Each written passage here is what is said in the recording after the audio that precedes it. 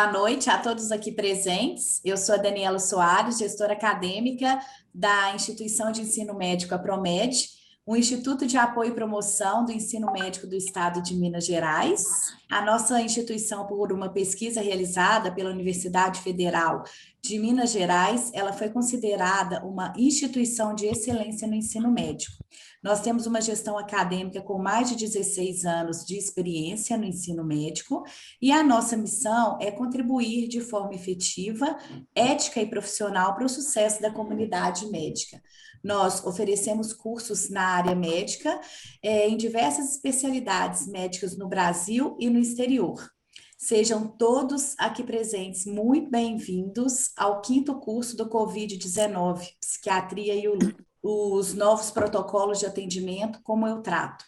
Esse momento ele foi preparado com muito cuidado pelos nossos convidados, Dr. Humberto Müller e a doutora Vera Bonato. Nós teremos nesta noite a presença ilustre também do Dr. Robson Machado, presidente do Conselho Regional de Medicina do Estado de Rondônia, CREMERO. A dinâmica do evento ela foi preparada da seguinte forma: nós vamos iniciar com o doutor Robson Cardoso Machado, ele vai falar sobre o luto e a sua importância no contexto em que estamos vivendo.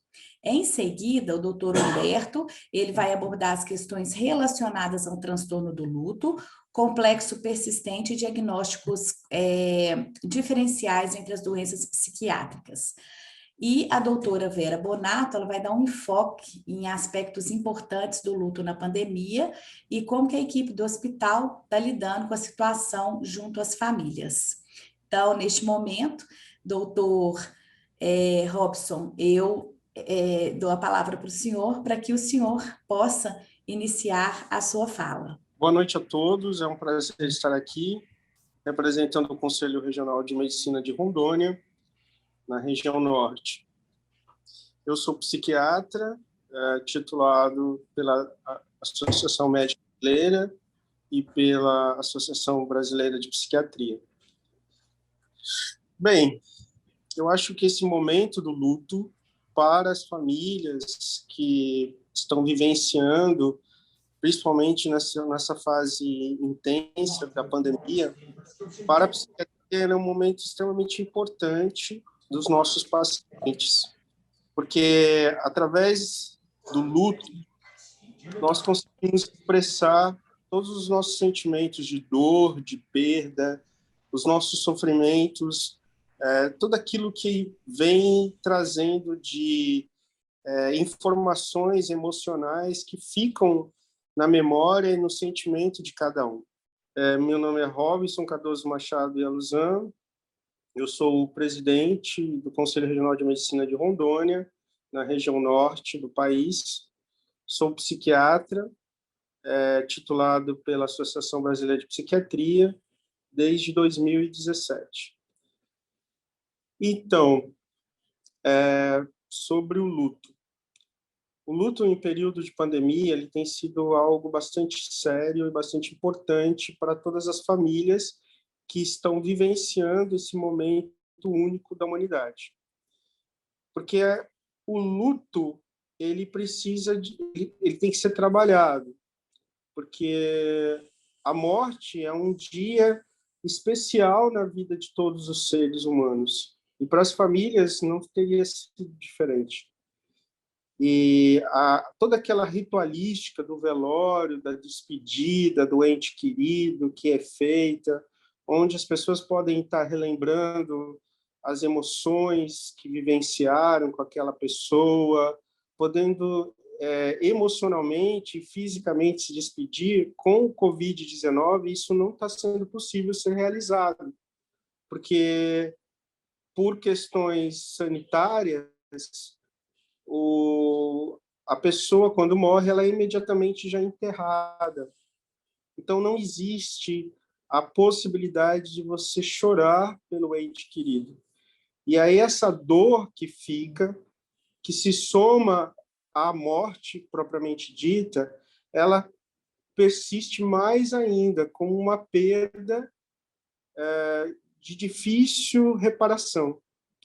E é claro que o luto, como será bem dito pelos meus preletores, doutor Humberto e a doutora, vocês vão poder avaliar que há fases do luto que precisam ser vivenciadas, e se elas não forem vivenciadas de forma adequada, de forma onde a pessoa possa efetivamente trabalhar as suas emoções mais íntimas, isso pode causar problemas e transtornos mentais.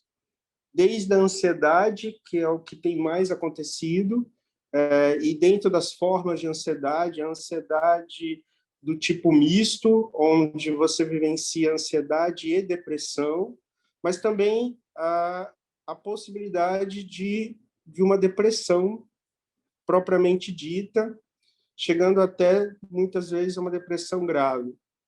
Temos casos de pessoas que chegam ao ponto já de uma depressão tão grave que chegam à possibilidade do mutismo seletivo, não se alimentam mais, chegando a uma depressão grave com sintomas psicóticos. Então, realmente, o luto é um momento muito especial, é importante que ele seja vivenciado e vivenciado na sua íntegra. É importante que os profissionais de saúde, psiquiatras, psicólogos, deem atenção a essas famílias, essas pessoas que estão perdendo os entes queridos, e possam dar a elas um momento para que elas possam expressar suas emoções, que elas possam realmente chorar, que elas possam realmente falar da sua tristeza, da sua revolta, da sua perda. Porque se ela não tiver esse momento, isso pode se tornar, com certeza, uma doença mental e podendo chegar a uma doença mental grave. Então, era isso que eu queria falar como introdução. Tenho certeza que os meus colegas irão falar muito melhor e de forma mais ampla sobre o tema. Obrigado a todos. Boa noite. Obrigada pelas suas palavras, doutor Robson, sempre muito assertivas e introdutórias ao tema. E agora eu convido para este momento o doutor Humberto. Olá, boa noite a todos. Confesso que eu fiquei muito contente, muito feliz pelo convite e também estou muito ansioso para ouvir a doutora Vera, porque todos nós médicos, né, que estamos convivendo com esse momento, precisamos entender e saber a melhor forma de lidar com uma situação tão difícil. E realmente, mais do que preparar a minha fala, eu vim como um espectador aqui de uma psicóloga tão renomada e que trabalha, né, no cerne desse problema. E pensando com relação ao tema, uma proposta que eu, né, trouxe aqui à mesa foi tentar debater um pouco entre o que seria fisiológico, normal, e o que seria patológico e passível ou necessário de algum tratamento. É porque todos nós, nos nossos consultórios, nos deparamos com situações onde as pessoas são trazidas num estado de luto e se questiona a necessidade ou não de realizar um tratamento no consultório psiquiátrico com questões farmacológicas ou mesmo em psicoterapia. Então, claro que existe o processo de luto fisiológico, a elaboração de um luto normal, as fases de um luto, que eu acredito que a doutora Vera vai falar a respeito, mas a ideia é tentar fazer uma distinção aqui entre quando nós deveríamos nos preocupar com uma possível evolução para um processo patológico e quando nós nos preocuparíamos com uma questão que possa ser um luto complexo, persistente e que talvez necessite de alguma intervenção medicamentosa. Bom, quando a gente vai avaliar questões psiquiátricas, né, caso alguém que esteja participando aqui não seja da área da saúde, os diagnósticos todos são feitos através do que nós chamamos de critério diagnóstico, ou seja, nós avaliamos se o paciente apresenta um grupo de sinais ou sintomas que configuram a existência ou não existência de uma determinada doença. Em geral, nós usamos o CID-10 ou o DSM-5, que são, né, artigos ou que são grupos de médicos que escrevem esses determinados critérios, né, seja pela Organização Mundial de Saúde, no caso do CID-10, que é a Classificação Internacional de Doença, ou o DSM-5, que é pela Associação de Psiquiatria Americana. Portanto, lá, né, em todos os aspectos, se entende o processo de luto, o sofrimento decorrente do luto, como um processo fisiológico e não necessariamente um sofrimento patológico. Só para nós termos uma ideia e para começar a falar um pouco daquilo que eu propus aqui hoje, a gente consegue fazer algumas distinções entre o que é um processo depressivo e o que é um processo de luto fisiológico, um luto normal, um luto que precisa ser sentido e que é necessário que se sinta, né? Portanto, no luto, o indivíduo ele tem um sentimento de perda. Isso é natural do processo. E as dores do luto, ela tem um caráter flutuante, ou seja, o indivíduo vai experimentar momentos de maior sofrimento e ao longo de dias ou semanas, esses momentos eles vão ter redução de intensidade, pelo menos. Aqui no luto, o indivíduo em geral ele não tem a perda da autoestima. Por mais que ele esteja num processo de sofrimento, você não vai ver aquela característica autodepreciativa ou de culpa que nós vemos na depressão. Exceto se o indivíduo tem alguma fantasia com relação à culpa dentro do óbito daquele seu familiar ou daquele seu ente querido. Uma coisa característica no luto é que indivíduos, dependendo muito da cultura e das suas crenças religiosas, eles têm o desejo de morte, mas não com aquela ideação suicida com o intuito de aliviar uma dor ou uma desvalia ou um processo depressivo, e sim como a morte no sentido de se unir à pessoa que se foi. Se nós fizermos esse paralelo com a depressão, na depressão o indivíduo ele tem um humor persistentemente triste, né? E ele tem uma incapacidade de antecipar o prazer, ou seja, ele não consegue ter expectativas prazerosas. Aqui, a ideação de morte, ela vem com um planejamento, uma ideação, mas pela desvalia, né, como dito. E esse humor persistentemente triste, ele não está necessariamente relacionado à perda de alguém, a um luto. Para ficar claro a todos, para nós todos estarmos aqui na mesma página, né, os critérios diagnósticos que nós levamos em consideração, nós, do ponto de vista médico, né, seguindo esses critérios, esses manuais diagnósticos, dando como exemplo aqui o DSM-5, que é da Associação de Psiquiatria Americana, uma atualização recente agora do último ano, ele diz que o indivíduo, para ser classificado como portador de um episódio depressivo maior, ele precisa ter ao menos 5 sintomas, que incluam ou o humor deprimido ou a anedonia, que é perda da percepção de prazer, associado com alterações de padrão de sono, ou uma hipersonia ou insônia, alteração de apetite, né? Uma hiperfagia ou, de fato, uma perda importante do seu apetite, redução de percepção de prazer, isolamento social, fadiga, né? Cansaço, falta de energia, redução de libido, ideações ou pensamentos de morte, e que esses sintomas têm que estar persistentemente a maior parte dos momentos ao longo de pelo menos 2 semanas ou mais, e esses sintomas eles não podem estar relacionados a uma condição médica geral, ou seja, não é uma doença clínica orgânica que gera aqueles sintomas. Esses sintomas não podem ser melhor explicados por uso de alguma substância, seja medicação ou drogas ilícitas que podem mimetizar isso. E o próprio DSM ele faz um adendo em que esses sintomas não são mais bem explicados por uma situação de luto. Portanto, os próprios manuais diagnósticos, ele entende que num processo de luto, o indivíduo ele pode experimentar o humor deprimido, a fadiga, a alteração de sono, a alteração de apetite, mas sendo uma reação fisiológica a um sofrimento. Isso é importante para que nós, como profissionais de saúde, nos acalmemos até no sentido e no intuito de evitar uma hipermedicalização desses pacientes. E é importante, talvez entendendo uma questão teórica, para que nós também confortemos os pacientes ou os familiares daquele indivíduo que estão angustiados, imaginando que aquilo é um processo depressivo que já se instalou. Então, com isso, talvez vai ficando um pouco mais claro aqui para nós todos a diferença e essa distinção entre o que é um processo depressivo, né, como doença, então um transtorno depressivo maior, e o que é um luto fisiológico.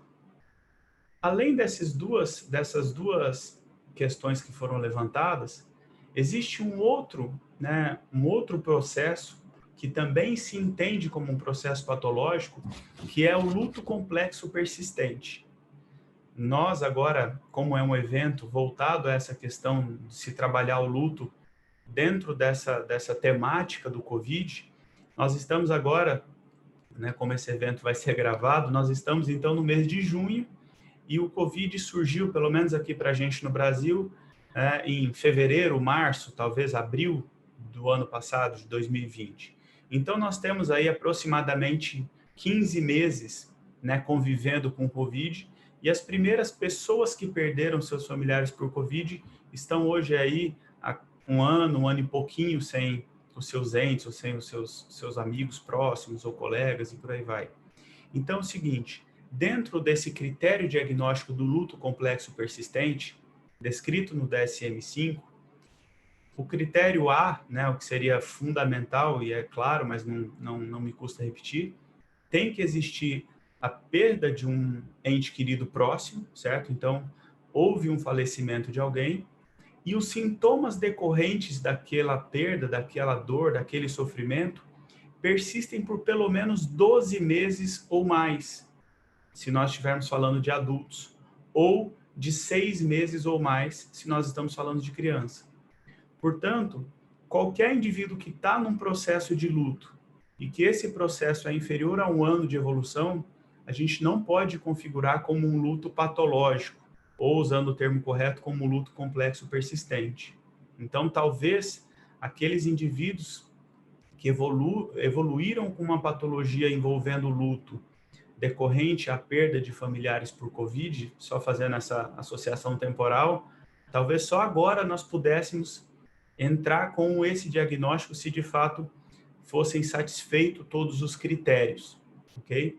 Dentro dos critérios, existe então, como foi dito, a perda, né, o falecimento de alguém próximo, o critério de tempo, ou seja, pelo menos 12 meses em adultos ou 6 meses ou mais em criança, de alguns critérios em especial. Dentre eles eu cito a saudade intensa, persistente, ao longo da maior parte desse período, desses 12 meses, associado a um intenso pesar. Além disso, uma preocupação com o falecido, ou seja, há relatos de pessoas que continuam fazendo a janta, ou continuam fazendo a quantidade de comida, ou continuam arrumando o quarto como se a pessoa voltasse, por exemplo, fosse voltar. E uma preocupação com as circunstâncias da morte. Quando é uma morte trágica, aquela preocupação de como foi cada evento. Por exemplo, quando é uma perda por suicídio, por exemplo, é aquele familiar que fica tentando construir todos os momentos que antecederam, ou aquela pessoa que foi por Covid, talvez, o familiar fica com aquele pensamento fixo com relação se houve falta de ar, se houve sofrimento, se é aquilo que a gente vê na televisão falando de determinadas mortes por falta de equipamento ou de subsídios ali. Então, o indivíduo ele vai apresentar esses sintomas, né? A saudade, o intenso pesar, a preocupação persistente com o falecido e com as circunstâncias de falecimento. E, dentro desses critérios, se exigem pelo menos 6 ou mais desses critérios que eu vou citando aqui. Ou seja, não é a presença do sofrimento, porque o sofrimento todos temos, não é a presença apenas da saudade. Então, precisa de todo esse complexo aí de sintomas, associado a pelo menos outros 6 ou mais. Seria a dificuldade de aceitar, né, o processo que houve, no caso, a dificuldade com relação a memórias positivas. Uma coisa interessante de um luto fisiológico, de um processo normal de luto, é que o indivíduo começa a ficar ambivalente entre as lembranças, começa a rir, ou se emocionar, ou ter saudade boa de momentos bons com a pessoa que se foi. Aqui, a dificuldade com memórias positivas é importante, ou seja, fica sempre o sofrimento voltado à lembrança daquele indivíduo. Além disso, raiva relacionada à morte, né? Ou uma excessiva evitação de lembrar a respeito daquilo, ou seja, se esquiva de pessoas que façam alguma lembrança àquele que se foi, se esquiva de lugares, né, que possam ter alguma relação com aquilo, se esquiva de alimentos, de restaurantes, de viagens, ou seja, o indivíduo ele vai tendo uma esquiva fóbica, né, de determinadas lembranças que possam vir a trazer aquilo. Aqui, no luto complexo persistente vem o desejo de morrer, ou seja, vem a ideação suicida, não com aquela questão apenas de se unir a quem se foi, e sim com aquela ideação suicida do indivíduo com uma depressão maior, ou seja, por falta de esperança, por falta de expectativa, onde o indivíduo, inclusive, ele refere que ele não encontra mais qual é o papel dele naquela sociedade ou naquela família, né? Então, a perda do sentido da vida é algo importante. Além disso, né, vem a anedonia, que é a perda de capacidade de experimentar prazer em coisas que antes eram prazerosas. Diferente de um luto normal, onde o sofrimento vem em decorrência das lembranças, porém, situações que são prazerosas, elas tendem a voltar ao longo das semanas ou meses e por aí vai. Claro que é difícil você especificar tempo, porque os sofrimentos eles são diferentes a depender de quem se vai ou de quem perdemos. O luto de um pai que perde um filho é diferente de um irmão que perde um irmão ou de um amigo que perde outro. Então, é difícil a gente trazer para o papel e ficarmos engessados com números ou datas, mas esses manuais eles tentam nos ajudar, mas de forma geral, né, e a Vera acredito que vai complementar muito bem isso, é muito a empatia também de quem entrevista aquele paciente e de quem, né, se coloca no lugar, ou seja, de quem exerce a empatia e fazer uma distinção clínica daquele processo. Esse estado de luto complexo persistente estima-se que acomete aproximadamente de 2,4 a 4,8% da população. Ou seja, menos de 5%, né, e dependendo da literatura fala-se até de 2,5%, dos lutos evoluem para um complexo persistente, para um luto complexo persistente. Então, a forma como nós lidamos com o luto e a forma como o indivíduo que está, né, sendo exposto ao luto, ele é de fundamental importância. Por isso a necessidade de família, de apoio, de intervenções psicológicas ou de tudo mais que pudesse somar aquele processo. Só para encerrar minha fala, eu quero trazer um exemplo que eu sempre trago quando eu vou dar alguma aula aqui para os meus alunos, que no fim da residência, um colega meu de residência, ele perdeu o pai durante a residência, e eu, quando fui entrar no velório, estava saindo um professor. E eu perguntei para esse professor, eu falei, escuta, como é que está nosso colega ali dentro? Aí o professor me respondeu, falou, Humberto, ele está muito bem. Aquilo me acalmou, e quando eu entrei no velório, esse meu colega estava em cima do caixão do pai, debruçado aos prantos, desesperado com a perda do pai. E aquilo eu falei, poxa, por que o meu professor chamava Manuel, por que o Manuel falou isso se esse colega está tão desesperado assim? E depois que eu entendi o que o Manuel havia me dito, ele estava muito bem porque ele estava reagindo da forma como se esperasse que ele reagisse, ou seja, o pai dele havia morrido, né? Então, nós que estamos ao lado de pessoas que perdem alguém, a gente precisa entender que o momento é de dor e autorizar que aquela dor seja expressa para que aquilo não se transforme num processo patológico ou para que aquele luto que poderia ser experimentado de uma forma mais saudável não evolua, trazendo prejuízos na esfera acadêmica, social, laboral, e que a qualidade de vida do indivíduo se prejudique por completo. Ok? Muito obrigado a todos aí e até breve. Obrigada, doutor Humberto, excelentes reflexões também, e principalmente, né, com essa última vivência, né, esclareceu muito para a gente. Eu tenho certeza que agora a doutora Vera, ela vai trazer casos, trazer exemplos para a gente aí, vivenciais, para a gente entender, né, para a gente poder refletir mais sobre essas questões. Doutora Vera, com a senhora. Bem, primeiramente quero agradecer em nome da Daniela Soares o convite para estar aqui esta noite. Estamos aqui numa verdadeira conexão sudeste e norte, né? Não sei se temos mais gente de outras regiões, mas eu acho que essa rede nacional que a gente faz aqui através da associação, ela é extremamente profícua e nos faz pensar com a fala do Dr. Humberto, que eu agradeço muito pelo cuidado da apresentação. A gente pode ver que essa dor, esse sofrimento dessas famílias, dessas pessoas que perdem, né? Como tão bem colocado por ele, ela é um sentimento universal, porém vivido individualmente, né? De forma muito particular, de acordo com crenças e valores de cada grupo, de cada conjunto aí de pessoas que estão em determinados locais aí do nosso país, ou hoje numa pandemia nacional, internacional, em todos os lugares do mundo. Eu vou contar para vocês que eu tinha preparado uma aula.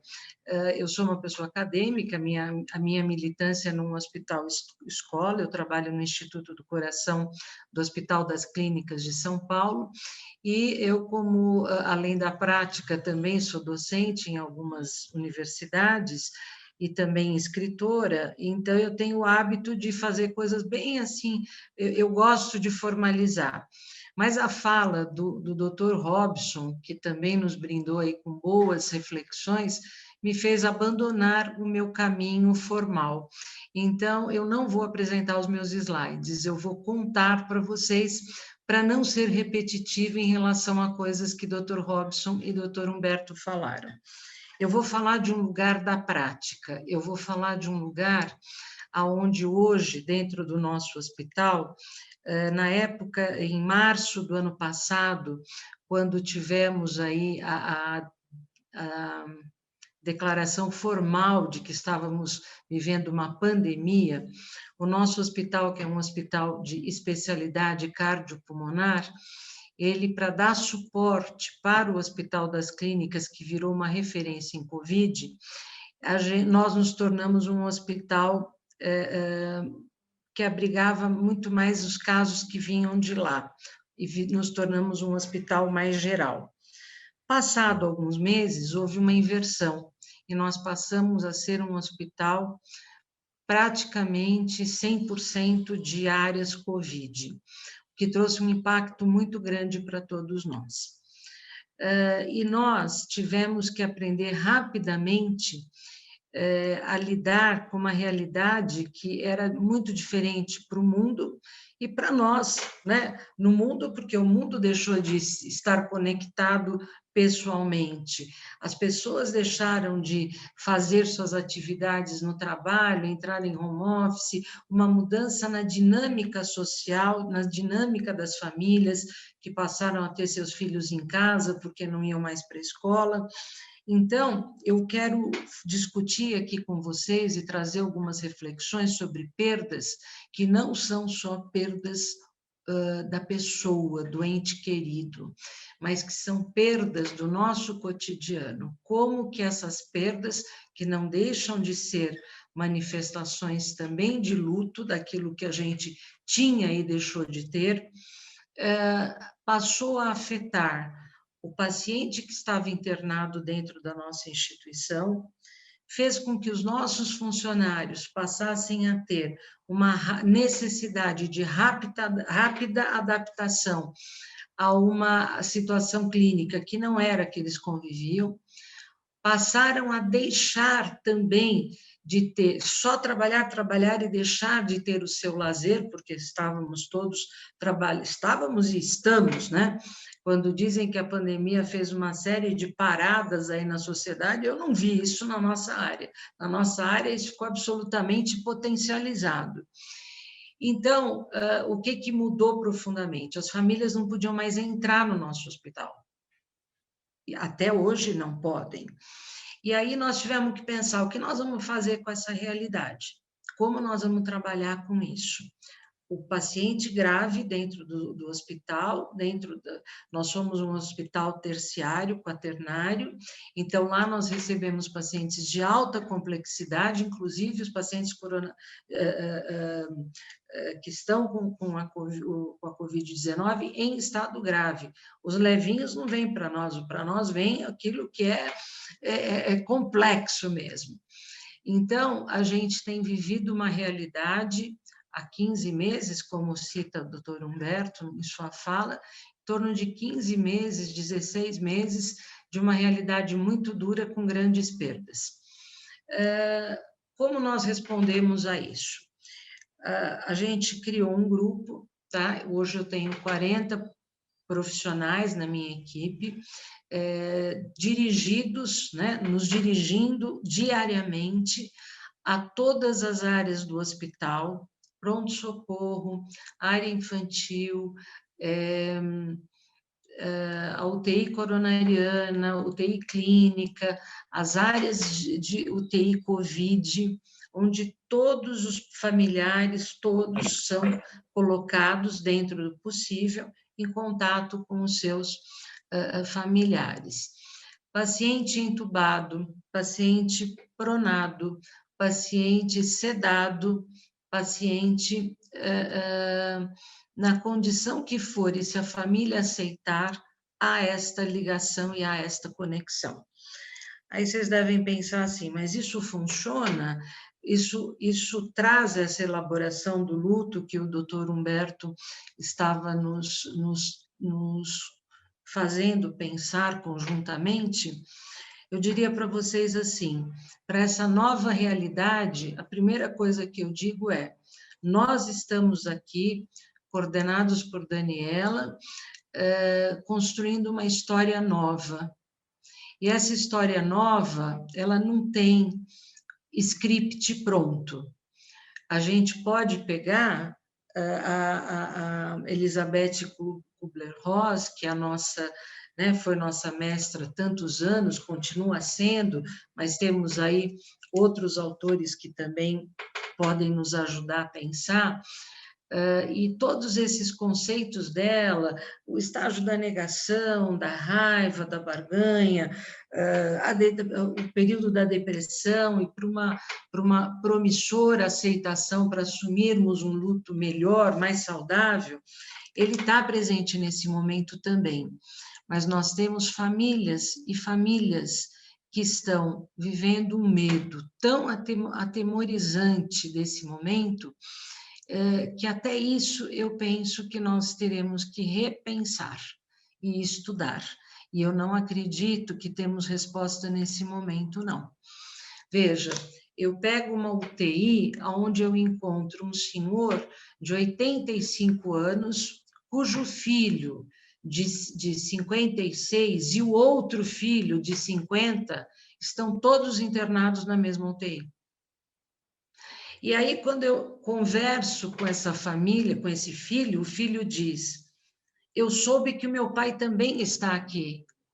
E a gente vai conversar, ver a condição dele, vai avaliar se ele pode ouvir essa resposta. A equipe médica tem sido muito parceira, ela tem estado junto. Eu vou falar de um caso que aconteceu hoje, mas eu quero explorar um pouquinho esse outro. Então, estava o pai, os dois filhos, o pai não sabia dos dois filhos, mas os filhos sabiam, os irmãos sabiam entre si, e a família sabia de todos. Então, quando um dos filhos morre, e a família sabe, ela é tomada de um grande pânico e de um grande medo. Quem vai ser o próximo? Será que... E aí isso é muito variável. Essa família lidou com essa questão, e agora? O que nós vamos fazer? Como nós vamos trabalhar com isso? E o papai? Então, isso para nós tem sido uma situação muito rotineira, encontrarmos as famílias dentro do mesmo ambiente. Essa semana passada e assim, a regra do hospital vale para todos. O nosso médico, cujos pais estão internados, ou a mãe, ou a esposa, ele não entra. A única alternativa dele somos nós. Ele recebe o boletim médico remoto, e ele recebe toda a interação com a família através do trabalho que nós estamos fazendo à distância, remotamente também. E isso tem trazido para nós um aprendizado de que as famílias, independente de quem são, se é médico, se não é médico, se é psicólogo, se não é psicólogo, estão todos sendo tratados com muito cuidado, porém com a mesma regra, não entram nas unidades de atendimento. Semana passada tínhamos a mãe e o pai de um colega médico. O pai melhor, o pai que transmitiu para a mãe, dentro da lógica lá do levantamento que foi feito, e a mãe estava pior que o pai. Então, o que a gente conseguia fazer era juntar os dois. Então, ficava um profissional aqui, outro ali, e conversava com ambos. Nos casos de morte, quando tem havido morte, o que tem acontecido é que nós temos acompanhado durante 1 mês, 2 meses, 3 meses, a família, o paciente e a família dizendo que quer acompanhar, ela dando a autorização, e o nosso médico autorizando também, por toda aquela discussão que foi levantada aqui em São Paulo pelo CREMESP, nós fazemos esse trabalho durante a internação e pós-internação. O que nós estamos observando? As famílias estão, elas estão assim ávidas por esse momento, elas pedem para que a gente esteja com eles, elas pedem para que o paciente seja visto, elas conversam com o paciente enquanto ele está sedado, enquanto eles... Aí o que elas conversam? Porque aí a família que conversa com o paciente não está agindo conscientemente. Elas cantam hinos de louvores, elas rezam, elas falam do cotidiano, elas põem o cachorrinho, elas colocam a calopsita. Então, esse momento do desligamento, ele é todo acompanhado, e nos últimos encontros, quando nós já sabemos pela equipe médica que aquele caso está muito grave e provavelmente o desfecho clínico será para uma interrupção da vida, o médico vai nos orientando e nós vamos conversando com essa família no sentido de dizer o que diríamos, como o colega do Dr. Humberto falou lá no leito de morte do seu pai. Nós dizemos assim: o que você gostaria de dizer para o seu pai? Diga agora. É a oportunidade. O doutor acabou de lhes informar que o seu pai talvez não consiga viver mais muitos dias. Como vocês estão? A gente faz esse acompanhamento, a gente está com esta família, e aí a família decide o seu ritual fúnebre. O que nós estamos fazendo, e que imagino talvez seja uma novidade, não sei se vocês têm acompanhado, a gente já teve na Globo falando, tivemos em alguns veículos contando o nosso trabalho.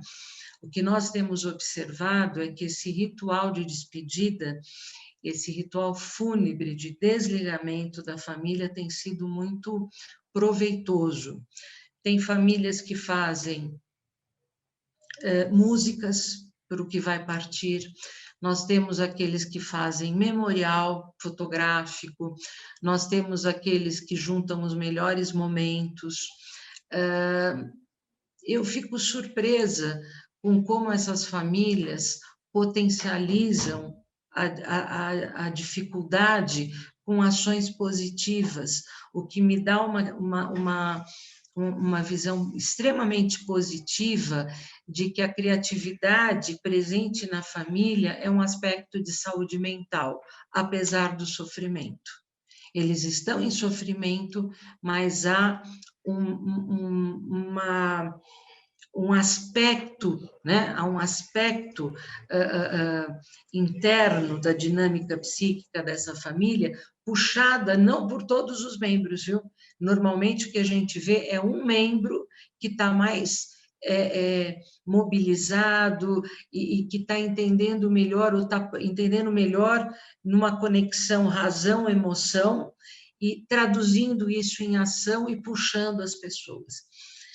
Nas últimas visitas, a gente chega a ter 15, 20 familiares participando disso. Já fizemos processos de despedidas com filhos que estão em Portugal, no Canadá, estão fora do país e conseguem se despedir do seu familiar. Por que eu digo que nós estamos escrevendo uma nova história? Porque nessas interações iniciais, até o momento do desligamento, e alguns contatos posteriores que a gente consegue ainda manter, algumas famílias se mostram podendo lidar com esta situação.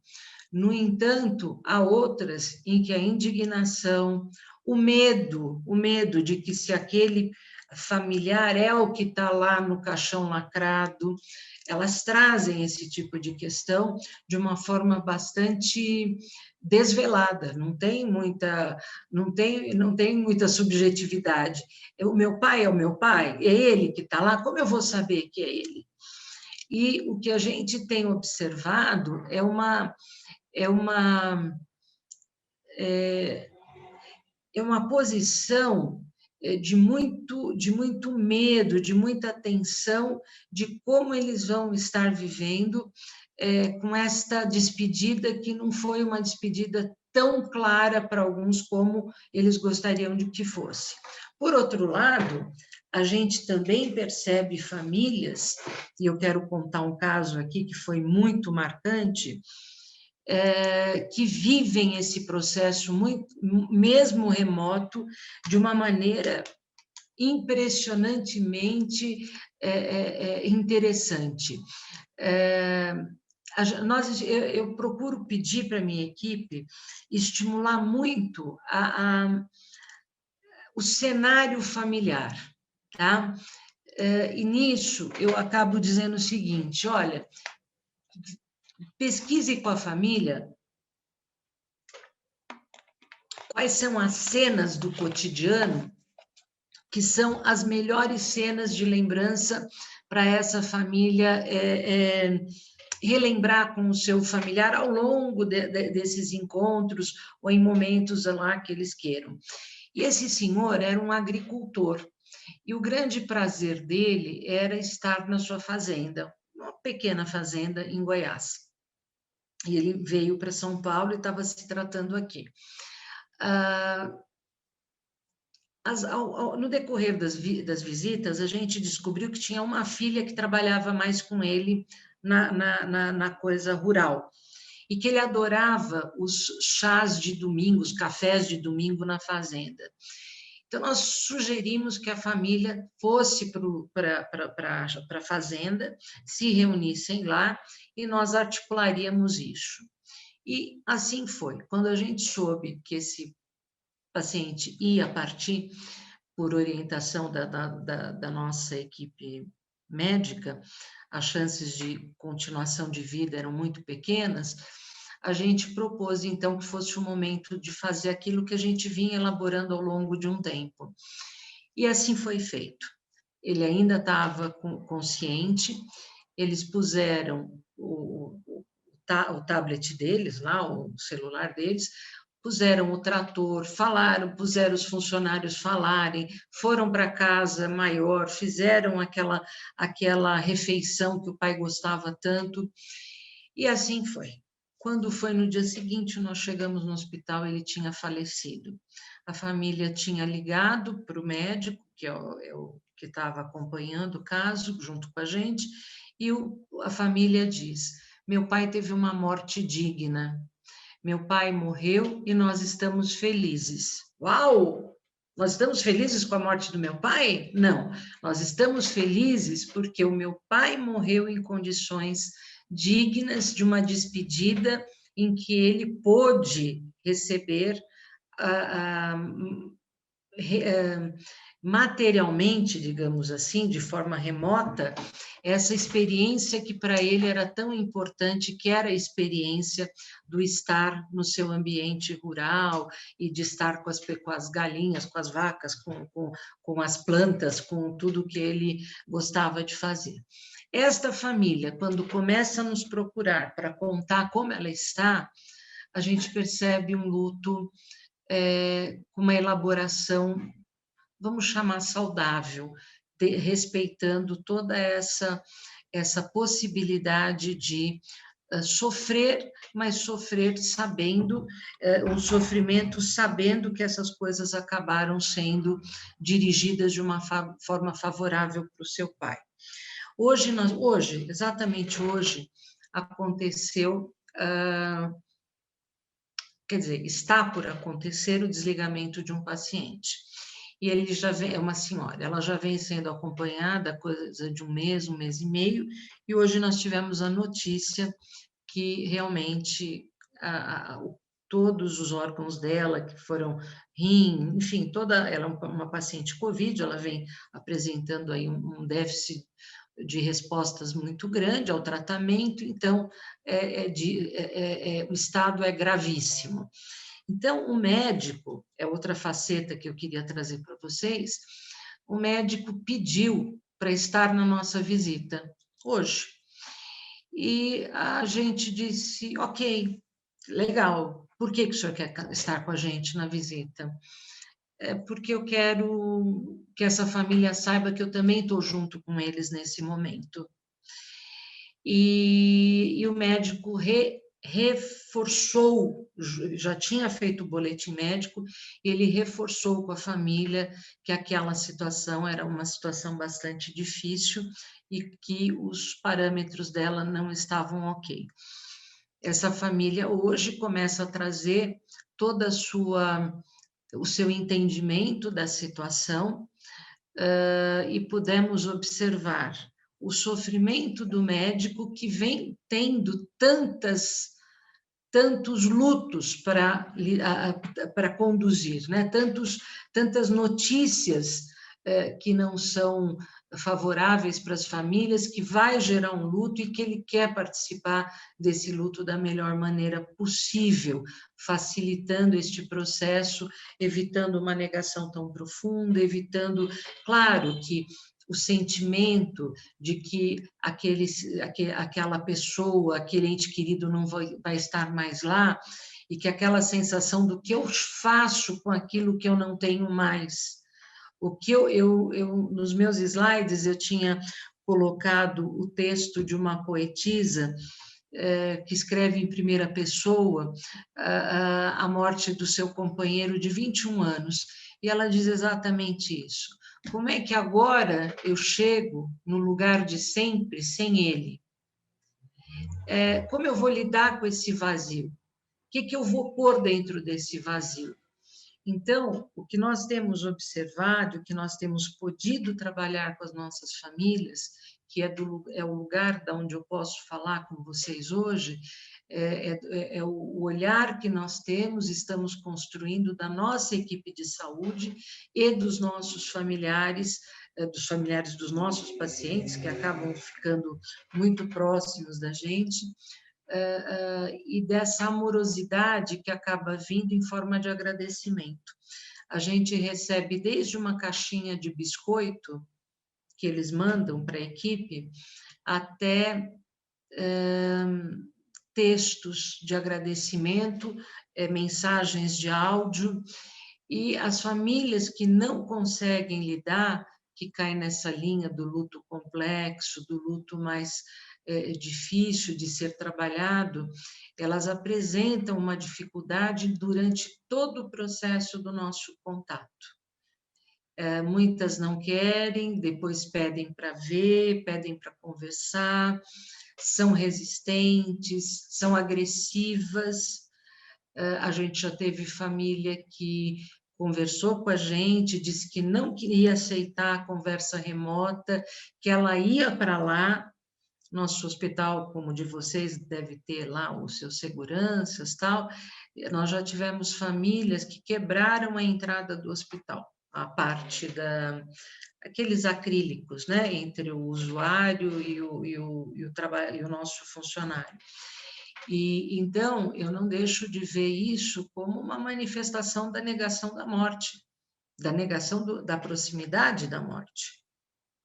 Eu vou quebrar tudo que está na minha frente e que seja uma barreira para que eu não chegue até o meu familiar, a minha mãe, a minha esposa, o meu filho, enfim.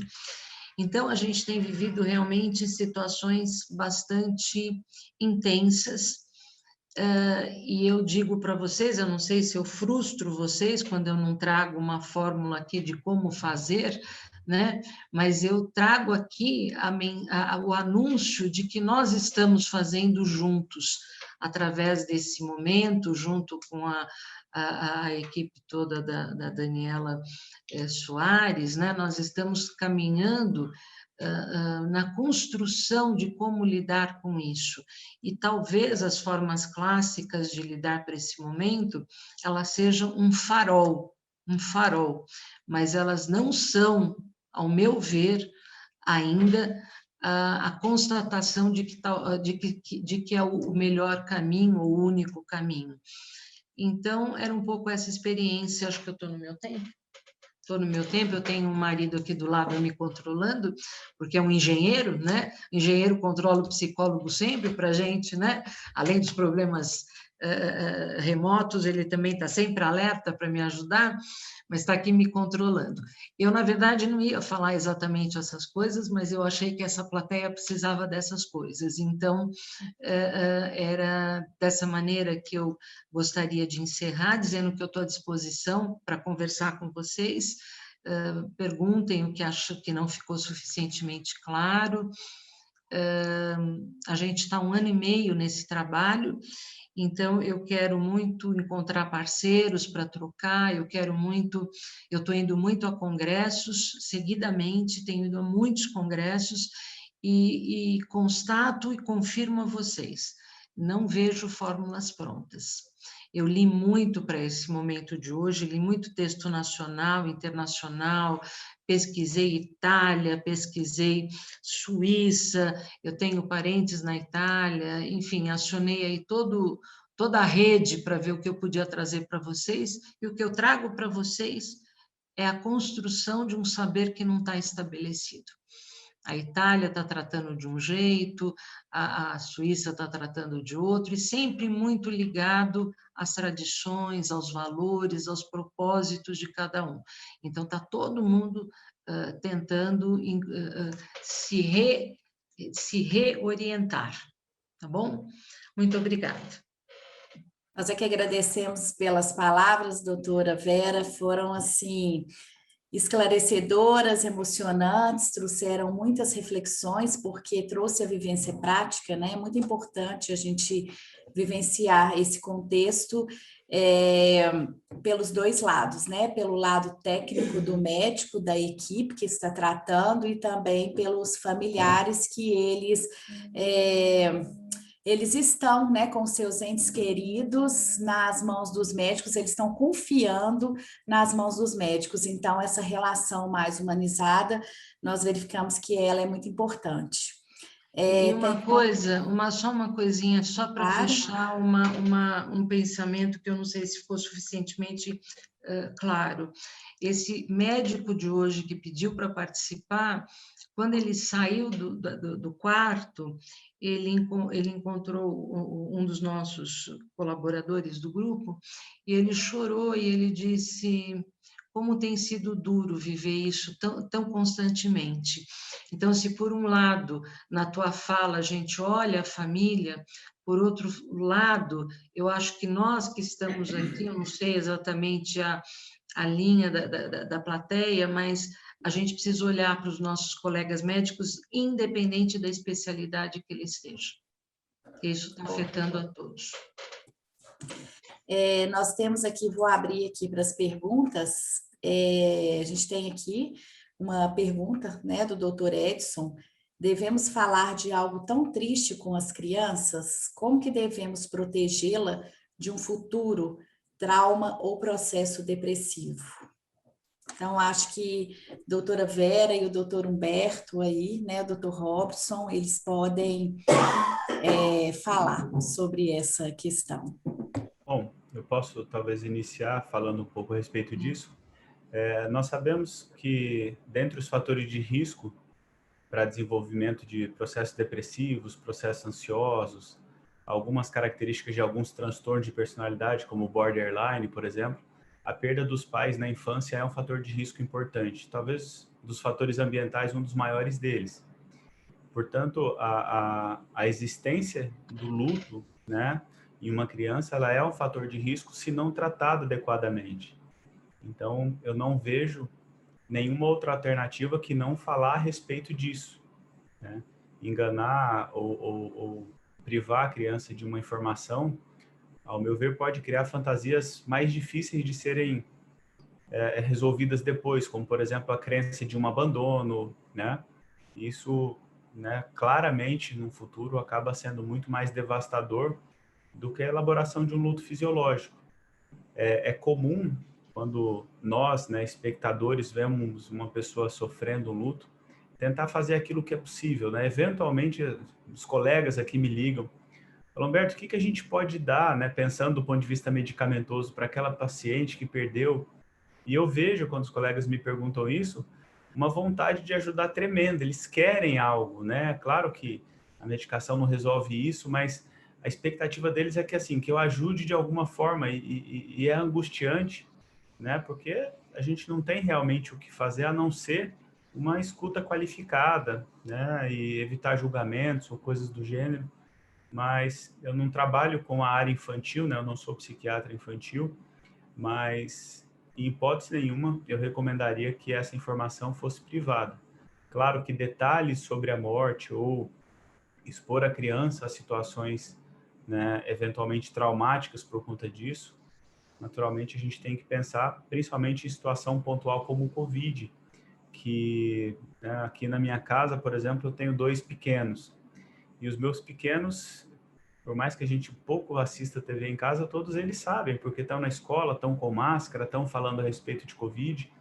Então, quando se tem uma morte por algo, e o fator dessa morte é constantemente bombardeado através de mídia, de informações, a chance de desenvolver, por exemplo, um transtorno de estresse pós-trauma também é importante, né? Também é um fator de risco. Portanto, assim, isso tem que ser trabalhado, e se aquele indivíduo que está vivenciando naquele momento tem dificuldade em lidar com isso, talvez buscar ajuda de uma psicoterapia, né, de alguém que trabalhe com esse público de infância e adolescência, certamente vai ser ajudado e vai talvez encontrar algumas alternativas para trabalhar em conjunto com isso. Eu acho que a abordagem do Dr. Humberto ela é extremamente completa nesse aspecto, então eu não vou me dirigir às coisas que ele já falou. Eu vou falar de outros pontos que eu considero que a gente precisa pensar. Falar de morte e trabalhar processos de luto não deveriam acontecer no momento em que isto está acontecendo. No meu entendimento, essas questões elas seguem hoje um modelo um modelo social bastante implementado na nossa sociedade, que é você espera o problema aparecer para daí você tentar lidar. Claro que a pandemia é algo diferente, apareceu agora, há 1 ano e meio, a gente não estava esperando. Mas se a gente for pensar, desde quando falamos ou lidamos com processos de luto nas nossas escolas, nos nossos ensinos em qualquer nível? Não lidamos, ou lidamos muito pouco, ou lidamos muito mal. Então, ninguém fala da morte do cachorrinho, ninguém fala da morte da borboleta, ninguém fala da morte do gatinho, que são mortes e são lutos, onde uma criança pode e é capaz de lidar de forma um pouco menos, vamos dizer, traumática do que seria o seu pai ou a sua mãe. Tem uma psicóloga aqui em São Paulo, chamada Lucélia, não me lembro o sobrenome, ela foi minha colega de turma na faculdade, Lucélia, não me lembro o sobrenome. Ela é uma especialista em luto, em trabalhar questões de luto na infância, tá? Então, o que eu gostaria de trazer como contribuição é uma reflexão. já que a gente não pode mudar o sistema educacional, nós que damos aula nas pós-graduações ou nas graduações, podemos tentar falar disso nas disciplinas de bioética, nas disciplinas que lidam com temas possíveis, né, disso ser abordado. Nas escolas de outros níveis, talvez a gente não consiga, mas em casa a gente consegue. A gente pode falar da morte do nosso cachorro para o filho, a gente pode ajudá-lo a fazer uma despedida dentro de uma orientação adequada. E eu só quero reforçar de tudo que o colega comentou, a importância que eu vejo também num processo de terapia como suporte para esse momento. Pode ser lá desde a criança, se isso for ajudar, mas hoje, frente a isso tudo que está acontecendo, uma criança, para suportar esse rompimento tão brusco e tão repentino, e que é tão difícil. Eu lembro esses dias um paciente conversando com a família, num estado bem grave, mas ainda com consciência, ele dizia assim, o filho dizia assim, papai, você está dodói? Vem, papai, fica bom logo. Eu não queria que você ficasse dodói. Vem brincar comigo, papai. Quer dizer, se esse papai não voltar, essa criança tem a expectativa que ele volte. Como é que nós vamos trabalhar isso? Então, dentro dessa família, talvez essa mãe que vai viver esse sofrimento, esse luto, essa perda, vai ser pesado para ela lidar com o dela e do filho. Talvez valha a pena pedir um suporte psicoterápico. Só finalizando, acho que já foi dito muito bem pelo Dr. Roberto, pela doutora Vera, mas eu trabalho com crianças no campus infantil e é importante nesses momentos do luto infantil, do adolescente, você usar uma metodologia, um vocabulário, uma forma, como a doutora Vera tentou nos colocar, dentro do nível de formação e de entendimento dessa criança e desse adolescente. Não podemos mentir jamais, porque a mentira ela é muito mais danosa do que lúdica, ela traz um sofrimento futuro muito maior. A gente deve falar, sim, a verdade, mas a verdade deve ser dita de uma forma lúdica, no sentido do nível de entendimento que a criança tem sobre o que é a morte. Muitas crianças entendem a morte como uma passagem, como uma viagem, e elas vão do mesmo jeito que podem voltar. E a gente sabe que não há volta. E esse não voltar é fundamental que a criança entenda, porque ela não desenvolva patologias emocionais ou transtornos de personalidade, como o Dr. Humberto falou. E isso só se faz através de profissionais habilitados para isso. Talvez por isso é fundamental, como já foi falado pelos meus colegas, a necessidade da psicoterapia, para que seja dado a essa criança o suporte que ela precisa no momento e no grau que ela precisa, nem mais nem menos. É preciso que sejamos pontuais, sem transformar aquilo num drama, mas também sem deixar de dar a devida importância e a devida sensibilidade que a criança ou adolescente tem com relação àquela perda daquele ente querido.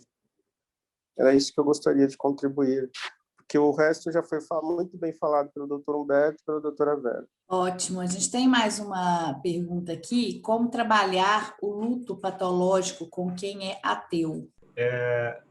A espiritualidade, que por muito tempo foi deixada de lado, né, principalmente numa formação médica tradicional, ela vem ganhando muito espaço, né, até com orientação para que se trabalhe isso.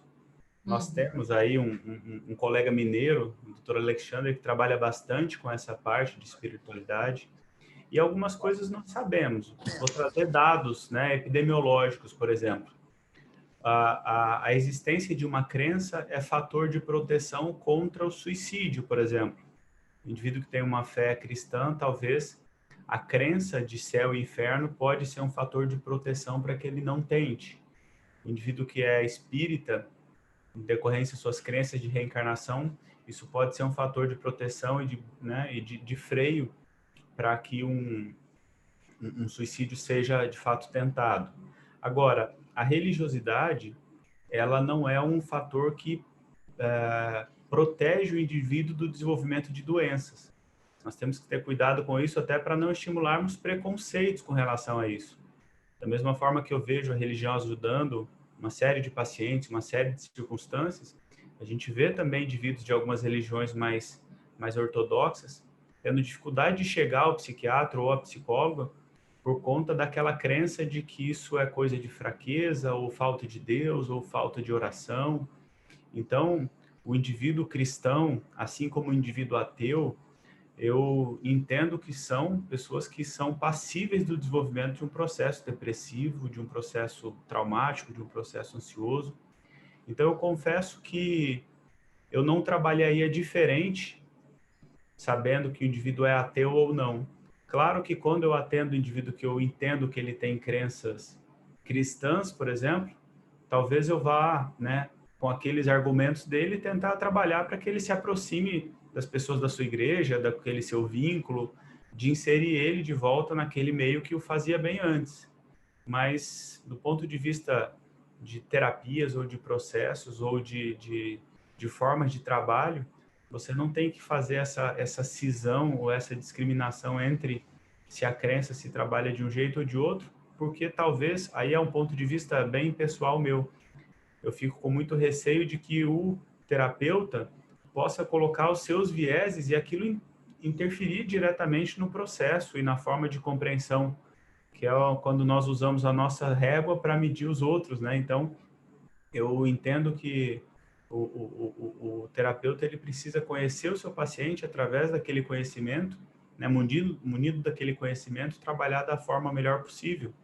Se aquele indivíduo é ateu, mas se ele tem um grupo de amigos, ou se ele tem uma paixão, ou se ele tem, algo a qual ele delegue todo o seu libido, né, todo o seu instinto, seja o seu trabalho, seja a sua arte, talvez que traga isso. Então, talvez a fé dele, a espiritualidade dele vai ser transferida para questões mais práticas da sua vivência, para que isso seja um estímulo para que ele caminhe, para que ele continue, para que ele, dê chance para uma psicoterapia, para um tratamento farmacológico, ou por aí vai. Não sei se o Dr. Robson quer acrescentar também alguma coisa. Eu creio que o caminho do tratamento é esse mesmo. A espiritualidade e a psiquiatria, elas têm andado juntos no sentido de dar um suporte ao outro, no sentido protecionista mesmo. Mas se levarmos isso de forma ortodoxa, como foi falado pelo Humberto, temos visto em outras áreas, por exemplo, dependência química, que às vezes isso atrapalha, porque não se respeita o limite da necessidade do tratamento psicoterápico, do limite da necessidade do tratamento farmacológico. Agora, isso se pensarmos nesse aspecto. Agora, no aspecto do paciente em si, nós devemos seguir com ele com as mesmas colocações que seguiríamos com uma pessoa que fosse religiosa, porque ele é um ser humano que está sofrendo, ele está tendo, ele tem uma perda, ele teve uma perda, ele tem uma dor. Não importa que ele não acredite que haja uma continuidade da vida após a morte, dentro das religiões, conforme as religiões definem. Mas o que importa é que nessa vida, onde ele está aqui agora, ele perdeu essa pessoa que ele ama e ele precisa desse apoio para superar esse momento difícil. Então, ele vai precisar de uma escuta terapêutica, ele vai precisar, dependendo do grau de como ele está lidando com esse luto, se é um luto complexo, ele vai precisar de apoio farmacológico. E cabe ao profissional de saúde detectar isso e estar atento a ajudá-lo. Não vejo diferenças. Eu vejo que é um ser humano que sofre. Enquanto vocês falavam, eu estava aqui pensando como que isso se coloca dentro da nossa experiência aqui nesse grupo do meu trabalho. A religião ela tem sido tomada, a espiritualidade das pessoas, ela tem sido muito, tem recebido um grande destaque nas intervenções. E é um destaque que vem a partir daquilo que as pessoas e as famílias colocam. Essa religião ela acaba tendo uma força dentro da condução do processo, porque esse processo acaba olhando aquilo que faz parte da vida dela. E aí, então, a gente tem tido uma coisa extremamente sem distinção, isso para nós não tem o menor peso. Outro dia, uma pessoa da minha equipe perguntou assim, eles queriam rezar, eu fiquei um pouco na dúvida se eu estimulava, ou se eu mudava o assunto, ou se eu continuava naquele curso da... Falei, olha, se essa é a verdade dele, se é isso que é um elemento promotor de vida, e ele é um elemento que potencializa possibilidades de melhora, segundo a fé que eles têm, eu não vejo problema nenhum. O contrário disso, né, que enquanto vocês falavam, acabou vindo a minha lembrança, um colega nosso, médico, cuja filha faleceu, e o sofrimento era tamanho e tão grande, e foi a primeira vez que eu ouvi desta maneira tão clara. E agora? Ele disse para mim, agora acabou, agora não tem mais nada. E a partir daí a gente percebeu que ele teve um desenrolar da elaboração desse luto bem complicada e com muita resistência para ajuda. Então, eu não acho que o luto complexo veio porque ele é ateu, não é isso. Eu acho que, no meu entendimento, a posição de cada um ela vai ser apoiadora ou não para aquela situação que ele vai viver. E essa busca de ajuda é uma busca que o outro que for religioso também pode resistir e não querer. Isso não acontece porque ele é ateu ou não é ateu. O ateu ele vai merecer os mesmos cuidados que a gente teria com qualquer um. É que, na minha experiência, eu não tenho a experiência do atendimento do ateu, mas, teoricamente, eu não veria distinção. Tá? Nós estamos tendo aqui vários elogios, né, a questão, né, do know-how para poder debater essas questões, pessoas, né, falando aqui para a gente, ótima palestra, parabéns, excelente, obrigado pelas vivências. Então, estendendo a vocês esses elogios, né, a gente vai caminhando agora para o encerramento. Gostaria de agradecer imensamente doutor Humberto, doutor Robson e a doutora Vera pelas palavras. Acho que a gente precisa, né, de repensar aqui, que a gente precisa realmente de dar oportunidade, né, parafraseando o doutor Robson no início, das famílias vivenciarem aquelas emoções, e a gente precisa de aprender como que eles vão vivenciar, porque hoje a gente está vivenciando, né, a gente está experienciando um novo que a gente não tem certo ou errado e que a gente ainda não sabe como que são os resultados. Então, a gente precisa de experienciar para a gente poder entender. Então, eu vou agradecer a cada um de vocês, a Promed, em nome, né, do nosso corpo docente, eu agradeço. E eu estendo o convite aqui para que vocês voltem mais vezes, para que a gente, né, tenha momentos como esses reflexivos, para a gente poder levar aprendizagens, para a gente conseguir construir conhecimentos, né, algo muito significativo aqui para os demais. Então, excelente noite para todos os participantes, espero vê-los em breve, aí na próxima